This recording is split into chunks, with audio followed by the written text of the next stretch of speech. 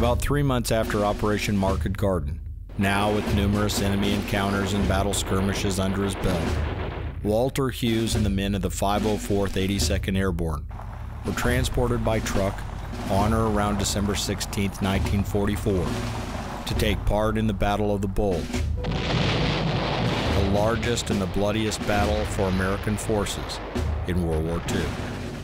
Our mission is to defend Bastogne, a Belgian road and rail center. Everybody else is getting out of town. We're going in.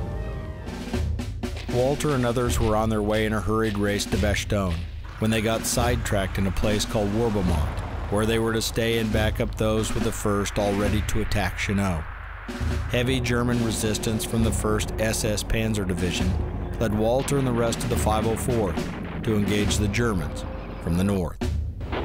I think it was Lieutenant Blankenship told me, he says, Hughes, he says, you got a Tommy gun, see if we can go on and get behind that guy and put him out of business. I said to the lieutenant, I says, isn't that a job for a sergeant? He says, you're right, Sergeant Hughes. He said, now go get him. And I became a sergeant right on the spot. I ran across the field to get around behind the German machine gun nest, and I got to a fence where there was a ditch, and there was a man in the ditch, and I almost shot him. I couldn't believe there was somebody in the ditch that close to me, and I had my finger right on the trigger, and he almost died. It is here that Walter, running to take on a German machine gun nest, was captured in a photo by a Stars and Stripes reporter. He was sick to his stomach. He couldn't believe where he was.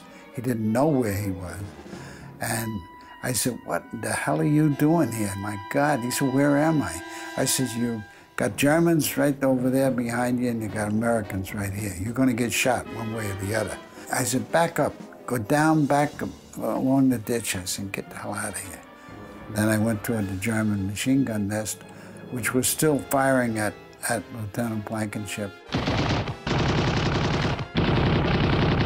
I got up behind them with the noise of them. They didn't even know I was there. There was one dead German in the hole already, and there was 4 others, and I put them out of business. I didn't know it at the time, but that picture would become a picture on a stamp, a Belgium stamp for the 50th anniversary of Bastogne. I'm on that stamp. And I found out also that it's a very unusual stamp and probably worth a lot of money because of the fact that they don't put live people on stamps. They put dead people.